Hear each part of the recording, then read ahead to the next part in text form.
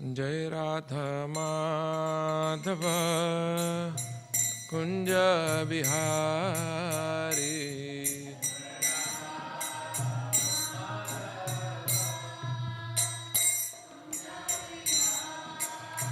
Jayo Radha Madhava Kunja Bihari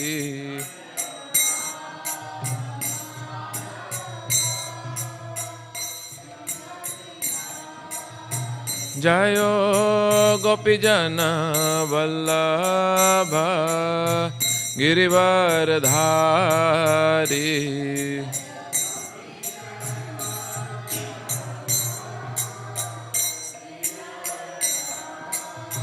Jayo Gopijana Vallabha Girivardhari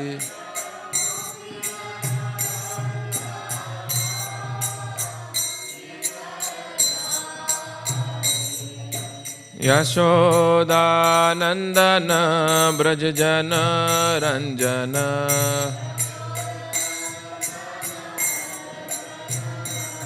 Yashoda Nandana Brajjana Ranjana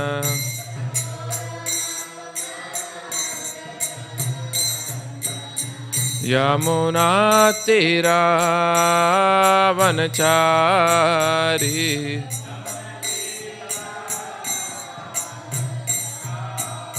Yamuna Tira Vanachari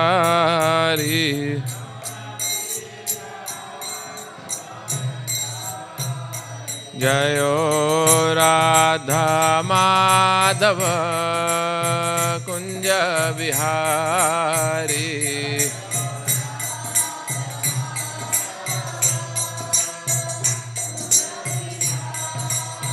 Jayo Radha Madhava Kunja Bihari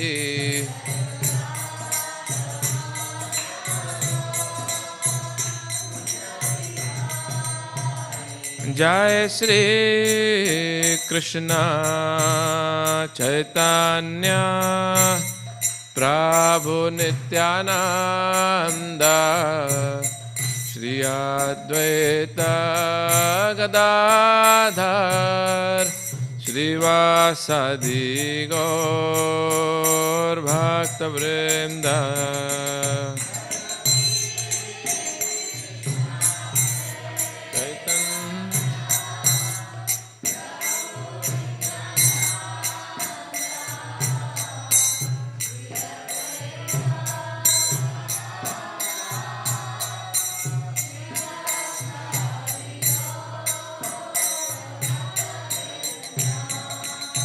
Jai Shri Krishna Chaitanya Prabhu Nityananda Shri Advaita Gadadhar Shri Vasadi Gaur Bhaktivinoda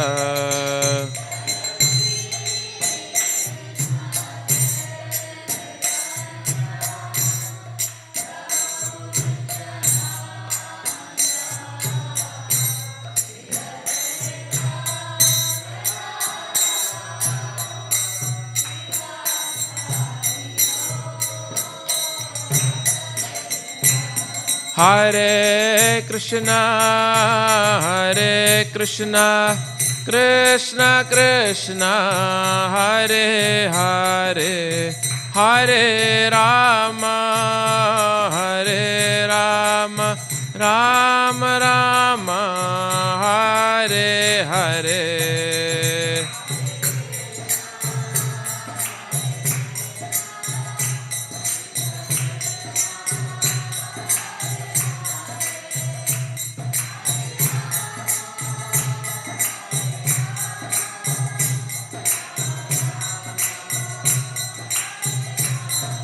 Hare Krishna, Krishna Krishna, Hare Hare, Hare Rama, Rama Rama, Hare Hare, Hare.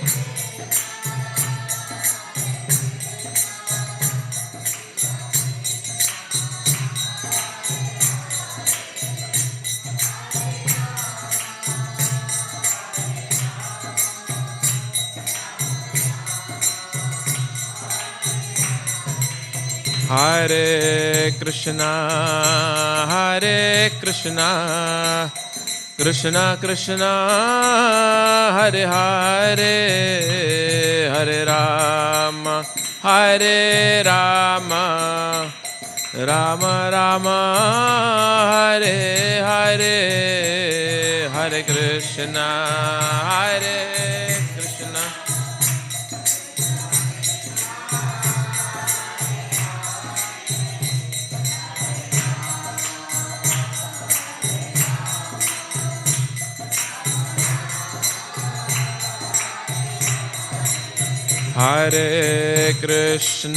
Hare Krishna, Krishna Krishna, Hare Hare, Hare Rama, Rama Rama, Hare Hare, Hare.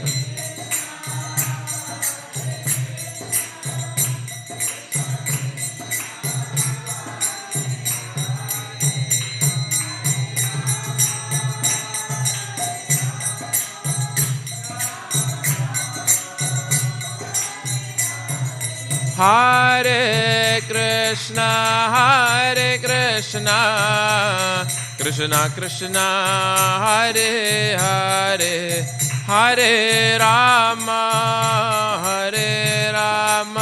Rama Rama, Hare Hare.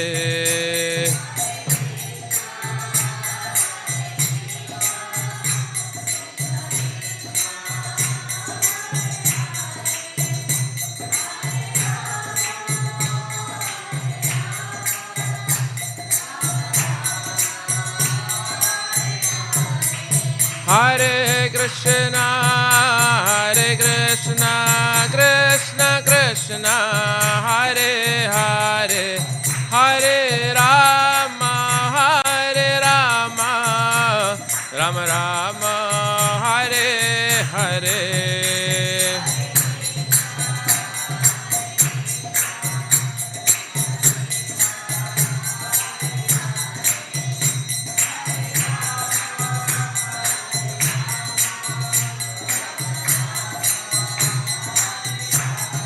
Jayo Gauranitai, Jai Gauranitai.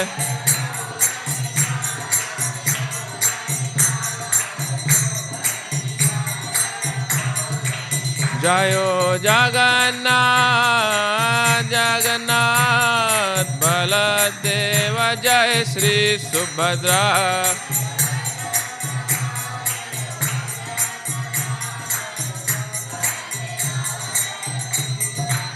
Jayo Radha Vallabha Shri Radhe.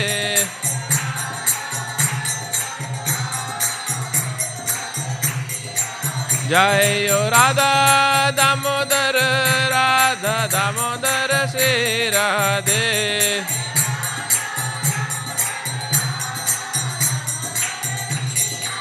Jayo Prabhupada, Jai Prabhupada.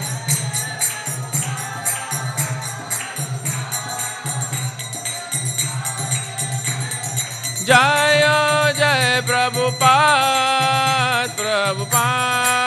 Prabhupada, Jai Prabhupada.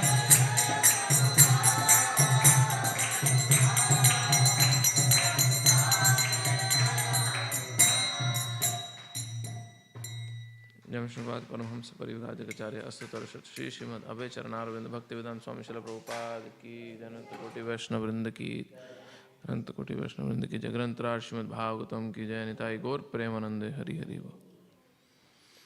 ओम नमो भगवते वासुदेवाय ओम नमो भगवते वासुदेवाय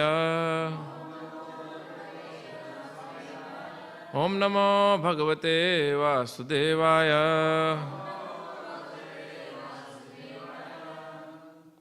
Reading from Śrīmad Bhāgavatam, Canto 9, Chapter 20, verse number 21.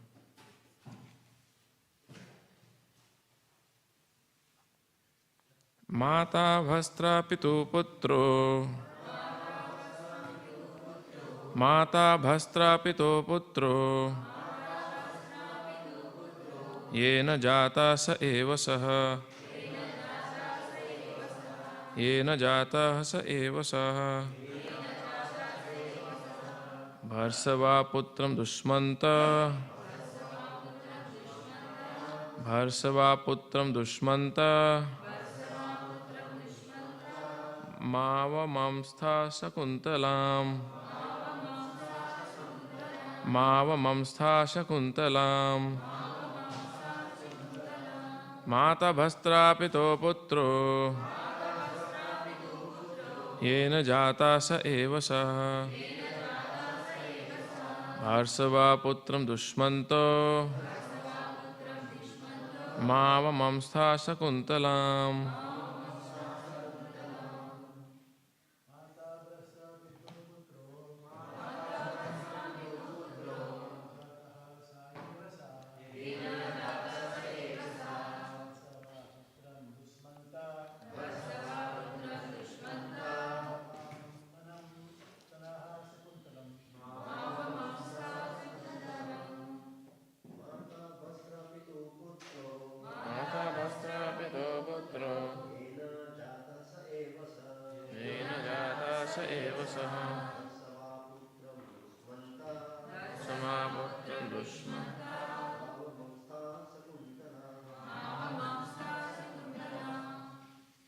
Mataji's. Mata bhastra pido putro Yena jata sa eva sa Varsava putra dushmanta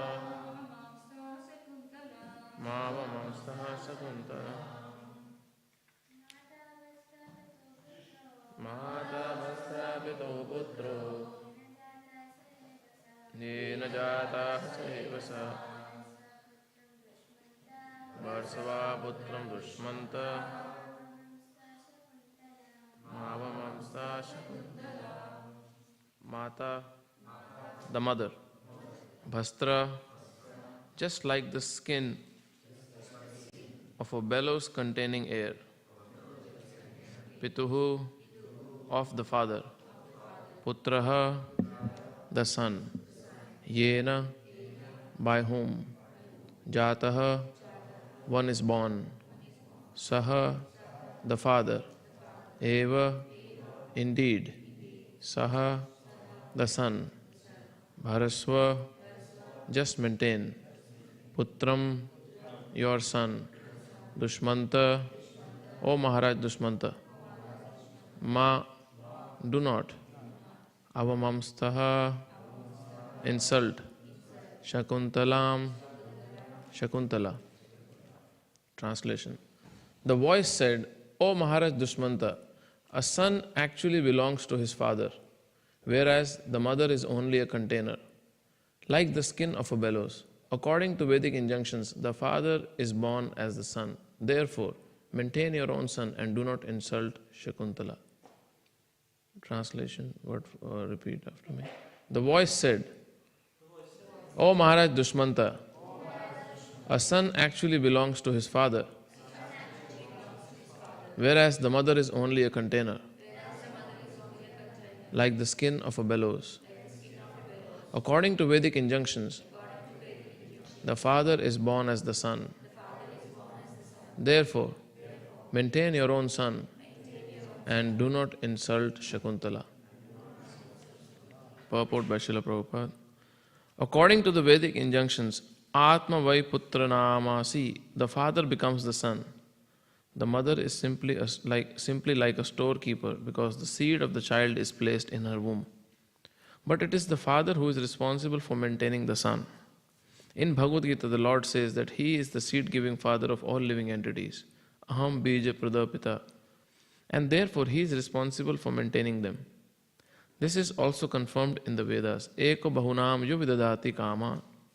Although God is one, He maintains all living entities with their necessities for life. The living entities in different forms are sons of the Lord, and therefore the Father, the Supreme Lord, supplies them food according to their different bodies. The small ant is supplied a grain of sugar, and the elephant is supplied tons of food, but everyone is able to eat. Therefore, there is no question of overpopulation, because the Father, Krishna, is fully opulent. There is no scarcity of food, and because there is no scarcity, the propaganda of overpopulation is only a myth. Actually, one suffers for want of food when material nature, under the order of Father, refuses to supply him food. It is the living entity's position that determines whether food will be supplied or not. When a diseased person is forbidden to eat, this does not mean that there is scarcity of food. Rather, the diseased person requires the treatment of not being supplied with food. In Bhagavad Gita 7.10, the Lord also says, Bijam mam sarva bhutanam. I am the seed of all living entities. A particular type of seed is sown within the earth, and then a particular type of tree or plant comes out. The mother resembles the earth, and when a particular type of seed is sown by the father, a particular type of body takes birth. Om Jnanatimirandhasya Jnananjana Chakshurunmilitam Jena Tasmai Shri Guruve Namaha Shri Chaitanya Manobhishtam Sthapitam Yena Bhutale Swayam Rupa Kadamayam Dadati Swapadantikam Vandeham Shri Guru Shri Yuthapad Shri Gurun Vaishnavamscha Shri Rupam Sagra Jatam Sahagana Raghunathanvitam Tam Sajivam Sadvaitam Savadhutam Parijana Sahitam Krishna Chaitanya Devam Shri Radha Krishna Padan Sahagana Lalita Shri Vishakhanvitamscha He Krishna Karuna Sindhu Deenabandhu Jagatpate Gopesha Gopika Kanta Radha Kanta Namostute Tapta Kanchana Gaurangi Radhe Vrindavaneshwari Vrishabhanu Sute Devi Pranamami Hari Priye Vancha kalpatarubhyascha kripa sindhubhyeva cha patitanam pavanebhyo vaishnavebhyo namo namaha Shri Krishna Chaitanya Prabhu Nityananda Shri Advaita Gadadhar Shrivasadi Gaura Bhakta Vrinda Hare Krishna Krishna Krishna Hare Hare Hare Rama Rama Rama Hare Hare Namo Vishnupadaya Krishna Prasthaya Bhutale Śrīmate Bhaktivedanta Swami Niti Namine Namaste Saraswati Deve Gaurvani Pracharine Nirvishesha Shunyavadi Paschat Deshatarine. So we continue with this very instructive pastime of Maharaj Dushmanta and Shakuntala. So when Maharaj Dushmanta refused to accept Shakuntala and his son when they entered the kingdom, and the son being impregnated within Shakuntala by Maharaj Dushmanta a few years back, the voice from the sky chastised him basically and corrected his attitude that Shakuntala is your wife, you cannot reject her. And it's your own son, and it is the duty of the father to maintain the child. Now if you read verses like this and if you take them out of context, it appears that as if mother has nothing to do with the child. It's only father's headache and father's responsibility. But so many instructions we see in scriptures are very contextual. And when seeing out of context, a lot of misquoting happens, even in religious or spiritual circles. So if we see this particular verse and just this verse, the way it says, mother is only a container and nothing else. Actual headache, actual responsibility belongs to the father. But the fact is, the child speaks the language of the mother. The land is motherland. A lot of importance, the maximum value a child gains is from the mother. But when it comes to maintaining, the responsibility naturally is of father. Now the current modern time we are in, where Prabhupada would very strongly say, when you frivolously meet without Vedic system, without proper authorized marriage system, with all live-in relationships which we see so commonly now, then man impregnates and he just walks away. If you see this particular pastime, and if you take the Vedic culture and civilized society out of it, Shakuntala would have gone through exactly the same thing. That father impregnated, Dushmanta impregnated her and just walks away. I don't remember you, I don't see you. Now you maintain your child by yourself. But because he's civilized, because he is following Vedic culture, then as soon as he knows in his mind that it's my wife, my son. But the pressure he has from the society, what will they say? As soon as the Akashvani happens, he's testified, okay, now it's clear, now everyone accepts it, now he's my wife, my son, I accept it. Because he's cultured. Now current times, because this one aspect of responsible civilized behavior is missing, then I think we're not going well together. Maybe you look for something else, I look for something else, and then the girl has to decide whether she wants to abort the child or maintain the child. I was just going through some figures, statistics or whatever, and just in 2023 itself, roughly the figure government that has paid for maintaining children is 3.6 billion. And out of that, pretty much, 84% is for single mothers. And the figure is so high that government is in 1.9 billion debt. I mean, they have underpaid. So massive amount is going out. Why? Because someone hasn't done the job which Maharaj Dushmanta is asked to do. That you maintain, you take care of it. It's your headache. So very important instruction here, that what is the role of the father? And then the same role, Prabhupada in the purport takes it to the Supreme Lord. That Nitya Nityanam, Chetanas Chetananam, Eka Bhaunam Yuvidadati Kama. He is that Supreme Lord who is maintaining everybody. And that's one of the key features of maintenance.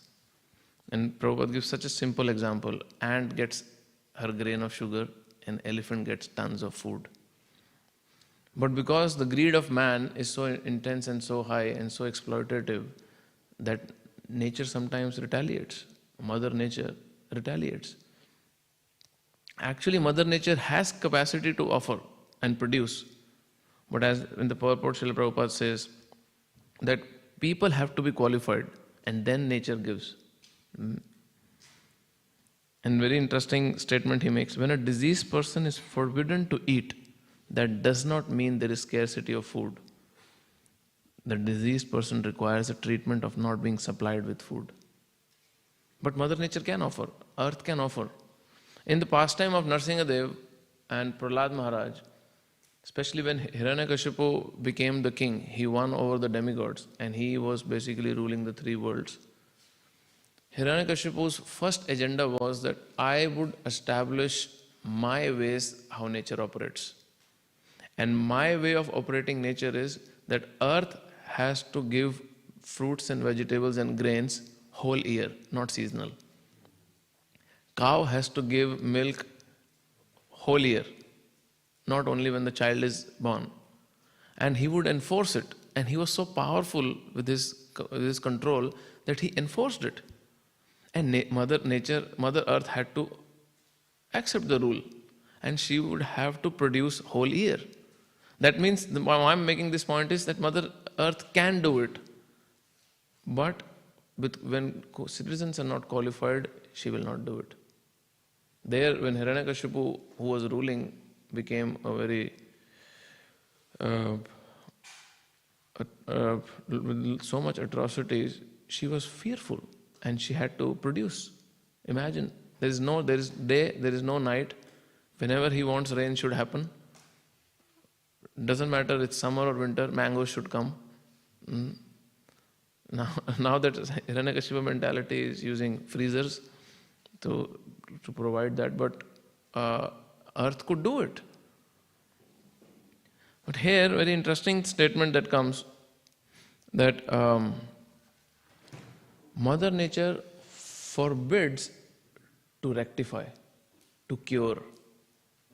You'll be surprised that just in 1 year, Australia itself, forget about rest of the first world countries, Australia itself is destroying 7.6 million tons of food, out of which 70% is usable, edible.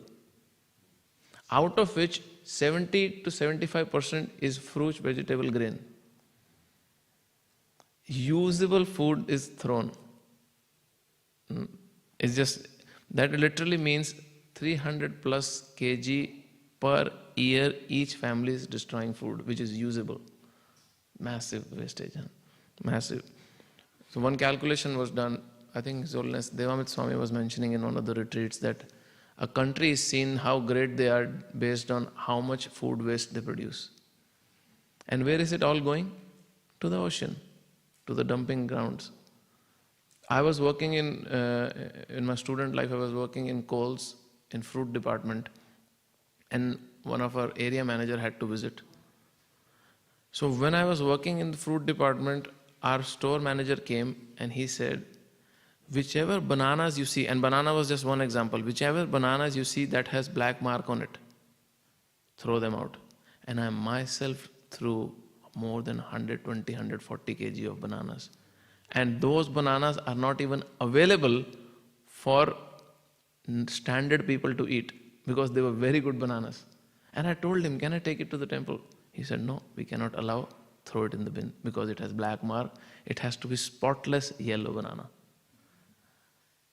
And like that, we would just throw so many times. One dent on a watermelon or an apple, throw, just throw. And I begged the store manager, let me take you to the temple. He said, no, this is not our policy, throw. So, and then the question comes, why Mother Nature is upset? She will be. Why Prakriti is not supporting? She has to retaliate in different ways or forms. So because now scripture's instructions are little contextual, here it is said that the son belongs to his father. That means as if the father owns the son. And son should abide by whatever the father says. According to Vedic standards, that's how it should be. But we see that there are few sons in the history, or few children, who have not agreed to this statement. And they have gone, and they are considered glorious. And they have rejected the plea or the request or the demands of the father. Any example comes to your mind? Son who has rejected the desires of the father. 4 Kumaras, classic example. They have said, no, Brahmaji, even though you are the best brain in the universe, we don't accept your demand. We want to give more importance to self-realization. Sorry, we are walking out. Any other example? Yayati's sons, just now we read. So few sons were criticized and one was glorified. Those who were criticized, the reason to say no to the father was selfish, and the one who is glorified, the reason was self-realization or service to the Lord. That's how scriptures judge. What is the abhipraya? What is the purpose behind that action? Any other son, any other child, any other children who said no, father, no, and they are glorified. It has to be glorification. Because if I say, give me examples of children who have defied their parents, I would say yes, first my hand goes up. But it has to be criticized, because we went against our parents' will, which was for our benefit. Right? Huh? Bhishma Dev. He didn't follow his mother, his father. Father actually agreed to his plan, but mother was really requesting him to get married.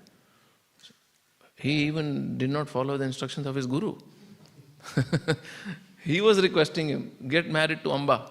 Parshuram was telling him. He fought with him, his own guru, to keep his vows, because something very great in Krishna Leela had to happen in future. Any other example? Prahlad Maharaj, fully defied, but glorified. Sons of Daksha, when Narad Muni preached them, okay, take sannyas, go, walk out. Fully defied the instructions of the parents, but glorified. But this has to be understood in caution. On what basis we can say no to parents? You cannot just blankly say no to parents, because I think this is good for my bhakti. No, especially when parents are devotees, it's very hard to say no, because they know what is good for our bhakti more than us. So, now in 10th canto, there is an amazing verse which is in the 10th chapter, verse number 11. Anyone knows what the chapter is? By chance? Okay, I'll give a hint. It is very much connected to this month. It's a conclusion of Damodar Leela, the deliverance of Manigriva and Nallakuvera. So it says, Deha kim annadhatu swam nisektur matru evacha mato pitru vabalihina kretur agne sunopiva.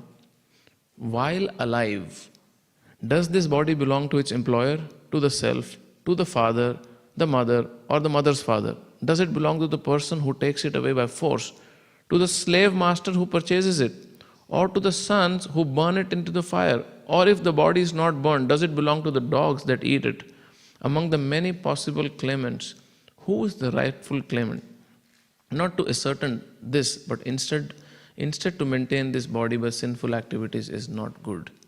So here, when Narad Muni was passing by this Kailash hill, he saw a scene where Manigriva and Nallakuvera, these demigod children, were enjoying frivolously, dancing, enjoying, sporting naked in Mandakini river, which is on the foothills of Kailash hills. Now, this question or this description in Śrīmad Bhāgavatam comes when Parikshit Maharaj is asking Sukadeva Goswami that when Mother Yashoda tied Krishna with the grinding mortar, in previous class we discussed till the story where Mother Yashoda tied Krishna. But then Parikshit Maharaj asked, when Mother Yashoda tied Krishna and Krishna started crawling, taking this grinding mortar between these two Yamala Arjuna, massive Arjuna trees, when the trees smashed to the ground with the force Krishna used, which was very tiny for him, why it happened that Manigriva and Nallakuvera, these demigods, were cursed to stand in the trees? And that's where this story, the next chapter begins, when Parikshit Maharaj is explained by Sukadeva Goswami that these two sons of Devatas were sporting in this region. Now they became qualified to sport in the region which is in Kailash Hills, which is the Lord Shiva's abode, is because they had close association of Lord Shiva. And they were granted this boon to associate with Lord Shiva, which literally, instead of making their heart purified, made them full of pride. They were so proud of their association of Lord Shiva that they thought now they're invincible, they don't have to care for anybody else. And then that's how they were sporting. And we know the story exactly what happened because we sing it every day in Damodar Ashtakam. But when Narad Muni was passing by, he saw this is only due to arrogance, that a saint is passing by and they don't give practically heed to the mere fact that in front of saintly people, you must behave properly. You just cannot act the way you were acting. Now, they would do this activity on daily or regular basis. But Bhagavatam says, once it happened that Narad Muni was passing by. And that was the causeless mercy these people received. That Narad Muni happened to pass through that region. He must have come to see Lord Shiva, I don't know. But he was in that region. Otherwise, there was no need for Narad Muni to be in these enchanting gardens. So Narad Muni saw these two devatas who were naked with other women, so heavily intoxicated, and the drink they had, which made them so intoxicated, was Varuni. The name of the drink was Varuni. So they said, "Oh, Narad Muni, who cares? Let us enjoy." But the girls were very conscious, and they covered themselves out of only one reason. Somehow they were not so much intoxicated that they realized, if we misbehave, act inappropriately in front of saintly people, they can curse. So better let us cover ourselves up and not misbehave.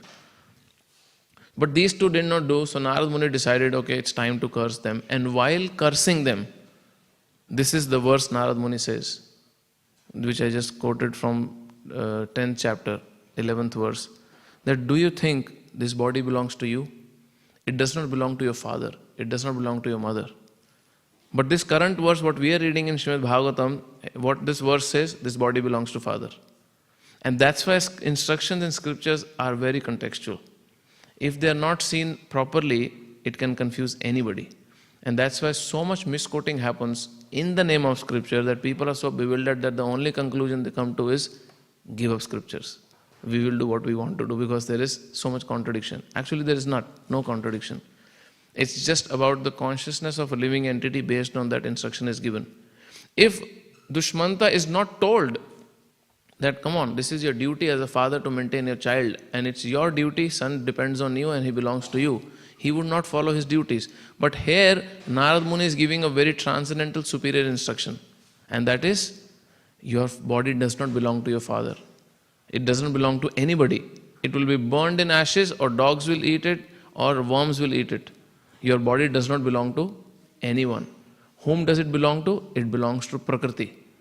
It comes from nature, it goes back to nature, but who does Prakriti belongs to? The Supreme Lord. So ultimately your body must be used in service of the Supreme Lord. So that's the connection Narad Muni is making. Very simple connection. So three things these Manigriva and Nalakuvera were very heavily engaged in was intoxication, which naturally leads to wine, which wine naturally leads to women and gambling. Now, there is a lot of connection between this purport and this pastime.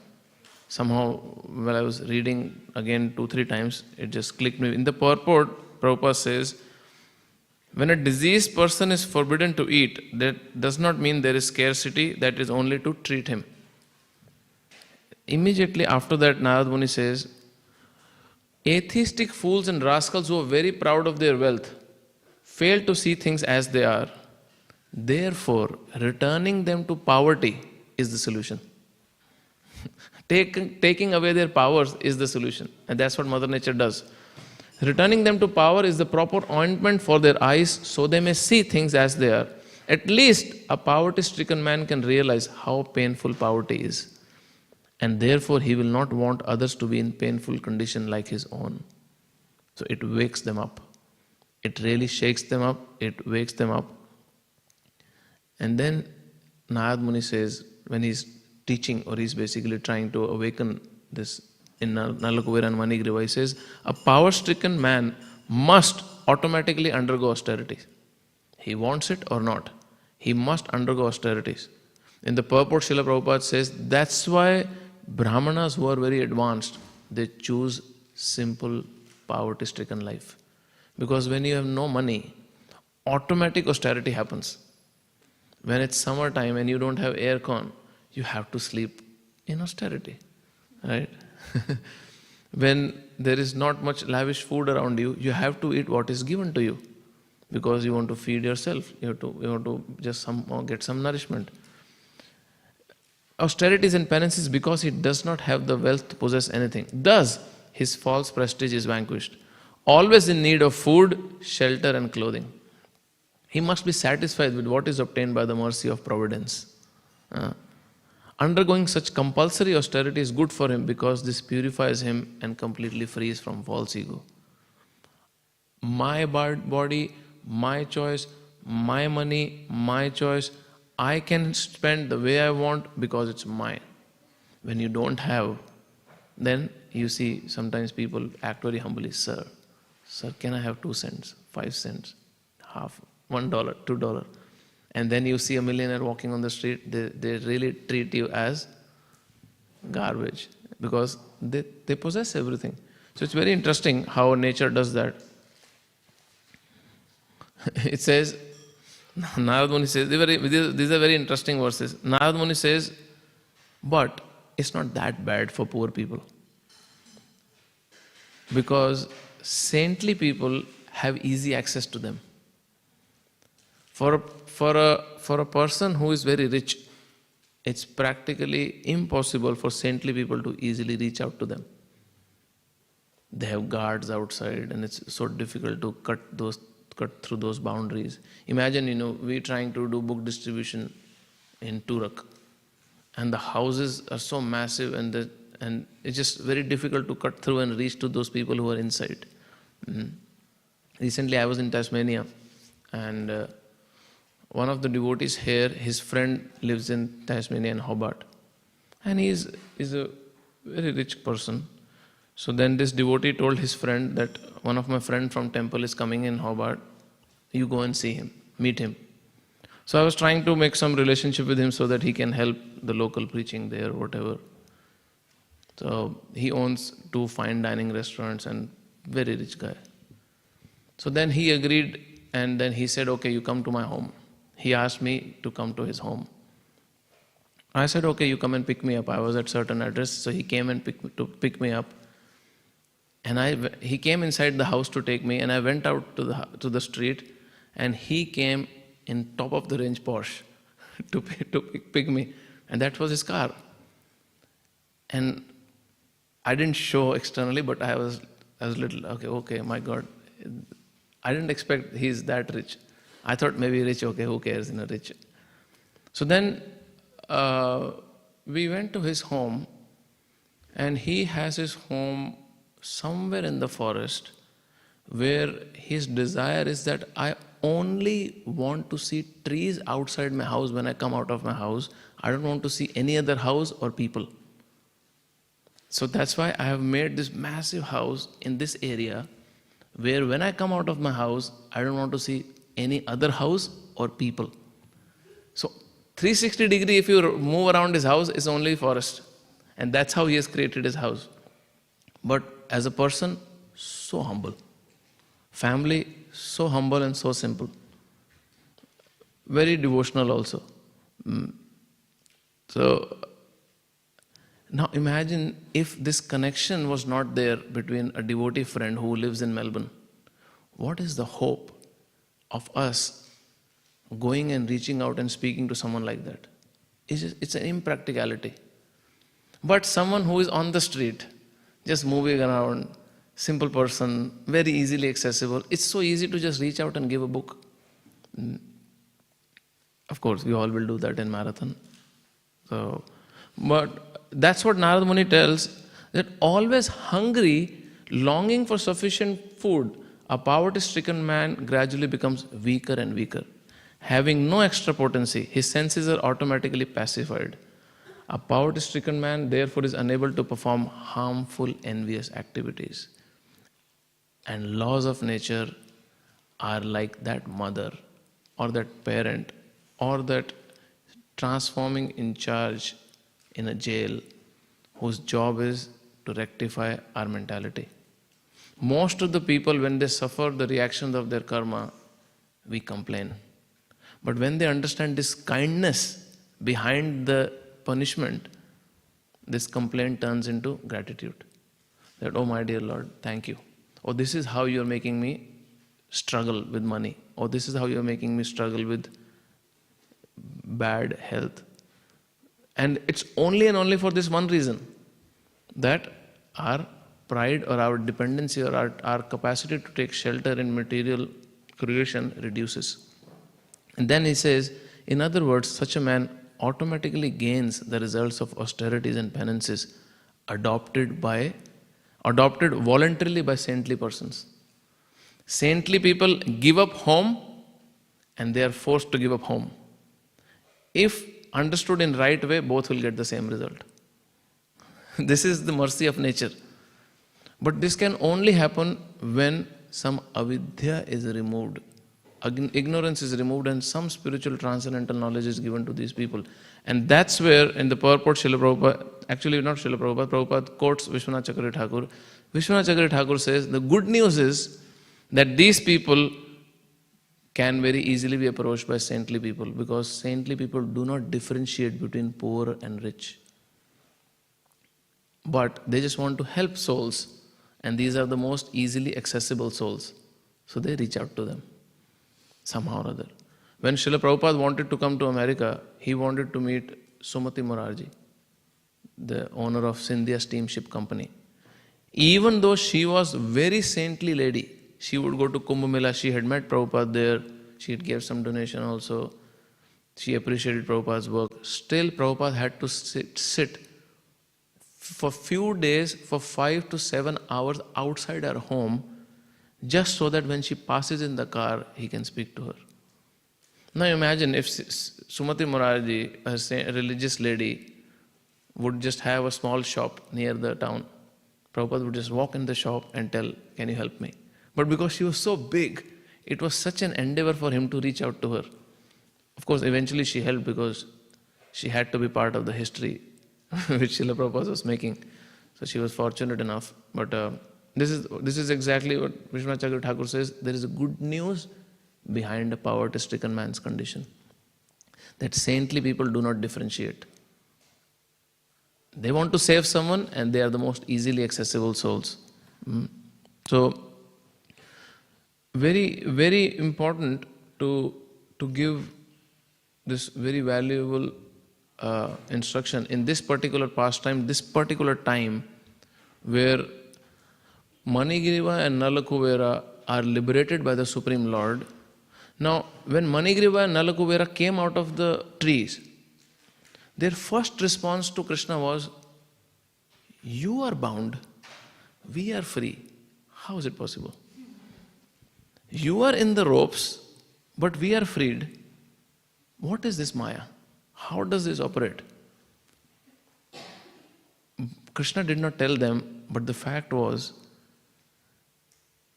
Krishna was bound by the rope of love of Mother Yashoda. He had no capacity to open his rope. He was pitifully crying before this incident happened that please someone opens my rope. Balramji tried, failed, could not open his rope. Both were crying. Balramji walked away.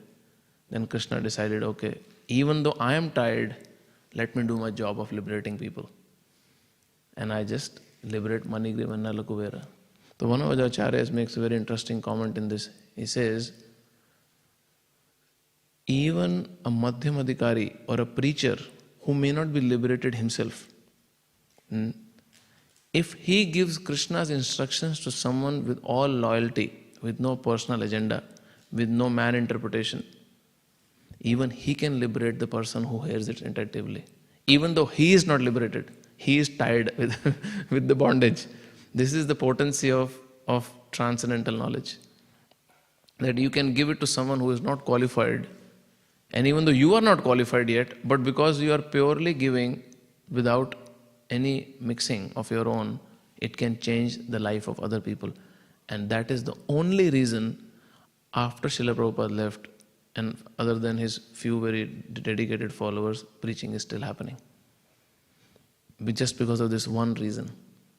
Because if we just try to faithfully pass on the message without our own agendas to the next person, the potency will liberate them also.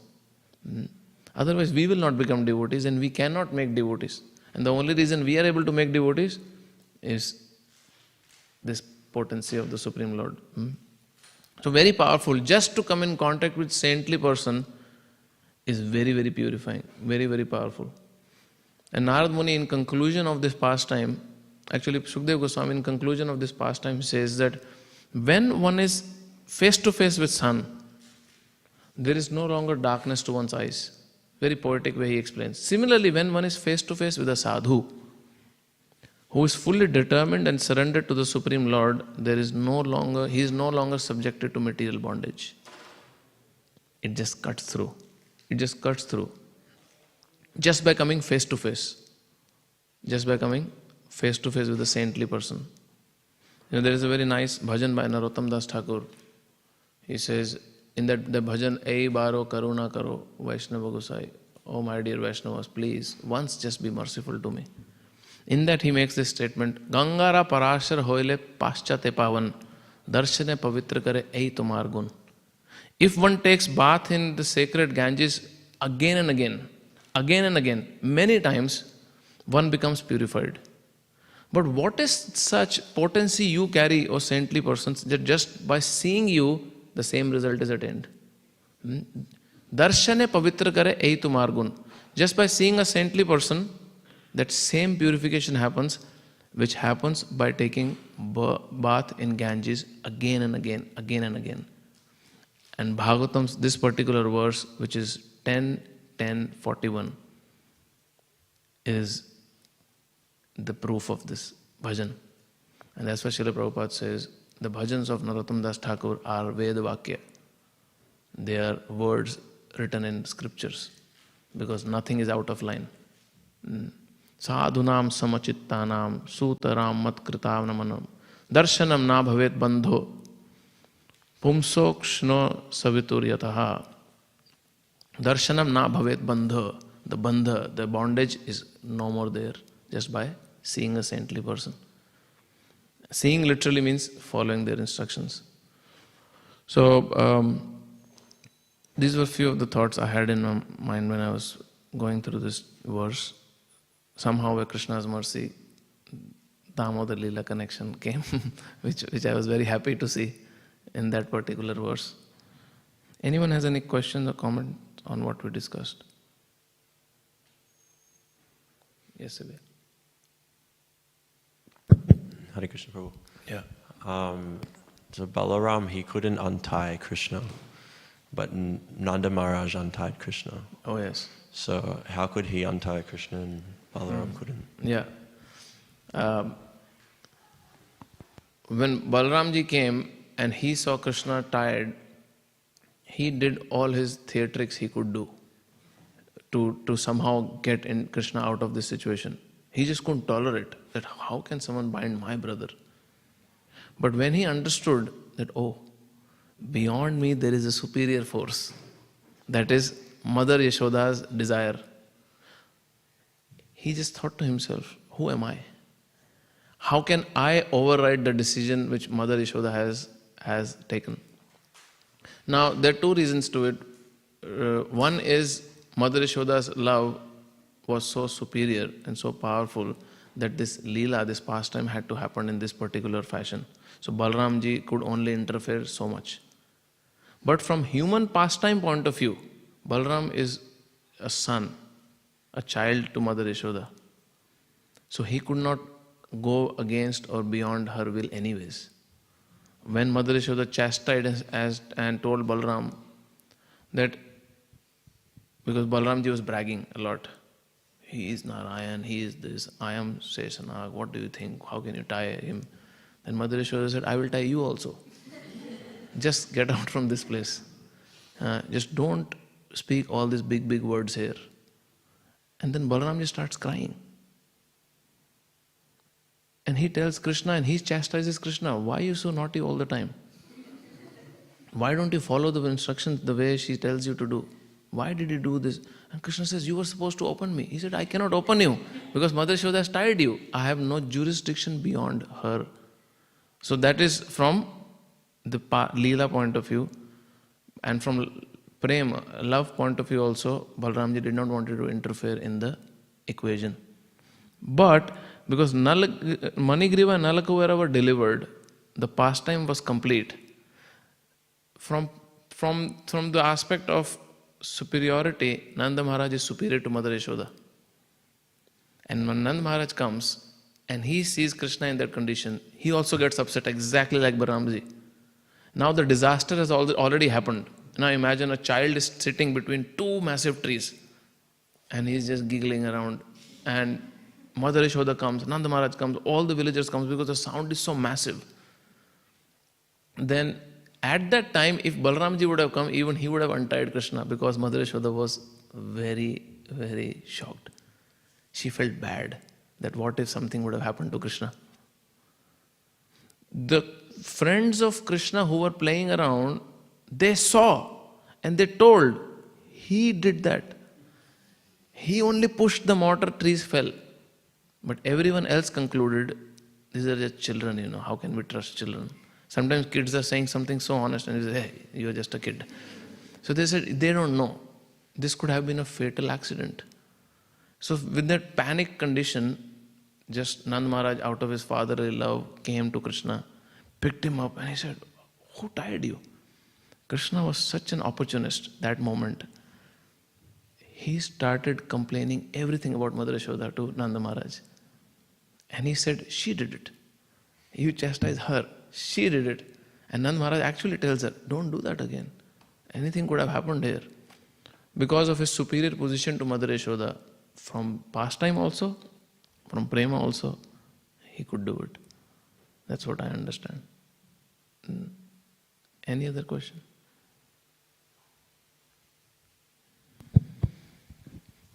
Hey Krishna Prabhu, thank you for the nice class. Prabhu, you mentioned how so much food is getting wasted and you gave the data. And how Mother Earth is also not going to be happy because of all this. And so Prabhu, I'd like to ask, how does us being a devotee, our chanting, our Sankirtan that we're doing help this? Because sometimes it feels very selfish to be just sitting in the corner and chanting and not doing anything actively. I mean, preaching, we understand we can do for a day or two. But ultimately, it's our chanting that.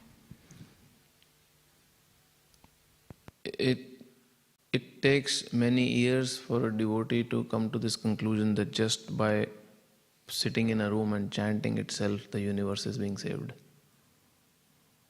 Because a yajna is happening somewhere in the corner of the room, which will change the course of the whole planet. And then when that same person who is so much I would say so much engrossed with the holy name, and when that same person with that intense realization or attachment to the holy name once in a while goes out to preach, the impact that devotee creates is unimaginable. Bhaktivedanta Maharaj, before he started preaching, for 9 years straight, every single day, he chanted minimum 176 rounds, that is 300,000 names every day, minimum, for 9 years straight. So then someone could say, 1 year gone, 2 years gone, what are you doing, What are you sitting here and doing chanting for? Can't you just go out and preach? And he said, he continued. He just continued. He had taken a vow that I will chant 1 billion names of Krishna before I go out and preach. And what happened when he went out to preach? Whoever even just came in contact with him, just saw him. He had 60,000 disciples. He had 800 sannyasis, disciples. He, in very short span, opened 64 temples. How powerful you must be. And that too in a time when India was under British rule. No support. Financially very bad condition. Very, very bad condition. Look at his preaching. He had few thousand brahmachari disciples, 800 sannyasis. In just merely maybe I think 10, 15 years of his preaching or whatever he did. Because he also left his body in younger age, not very old. He was not very old. Why? Because of his bhajan. So we should not take it that only going out and telling someone about Krishna is preaching. Preaching is is many faceted. It's a very multi-level affair. So, yeah, more we are purified, more the impact is. But somehow, by the empowerment of Srila Prabhupada and the way he has designed ISKCON, a person who first time picks up the beads can also tell another person, chant Hare Krishna, and it can change someone's life, even though fully bound. The only condition is his intention should be clear. When someone is preaching to other person, just on a side point, when someone is preaching to another person, very quickly the other person can smell the agenda. The other person can very easily pick up what is the motivation behind this. If no one picks up, the super soul picks up. Because preaching happens between three personalities. You the jiva, other person the jiva, and the Paramatma within the two. And a preacher's job is to convince the Paramatma, who is also in the other person's heart, is that my job is only to bring the soul to you. And when you convince the Paramatma within that jiva's heart, amazing transformation happens. When Satsvarup Maharaj gave his first account of Srila Prabhupada, he said, I could not even understand the accent of this person. But just by his stature, just by seeing him, his saintliness, I concluded he is very saintly. Darshane pavitra kare ei tumar gun. Just by seeing, can't even understand what Prabhupada is speaking. It took them quite a few visits to even start understanding Prabhupada's thick Bengali accented English. Just last week, I told one devotee from India, you start hearing Prabhupada's lectures. And he came back to me, he said, I cannot understand. Imagine American ear trying to understand Srila Prabhupada's accent and giving their life to Srila Prabhupada. What made it happen? So that's preaching. Prabhupada convinced the super soul, my job is to bring them closer to your lotus feet, and that's about it, no personal agenda. And then inside something happens. Why Mukunda Maharaj and the whole team, something happened in the heart that they said, okay, we want to help this saintly person. We will stop our own drugs, this, that, whatever we are doing, we want to just surrender to this saintly person. What was causing it? Super soul. Who told them, okay, no, enough, surrender to this person now. That's preaching. And that's what we want to see in our attempts. At least the intention can be pure. Let us not be pure at this stage, because it takes time. But at least let us have correct intentions while preaching, and everything will happen. Is it okay? Yeah, thank you. Anything else? Okay. ग्रंथराज Shrimad Bhagavatam की जय, श्रील प्रभुपाद की जय, निताई गौर प्रेमानंदे, हरि हरि बोल.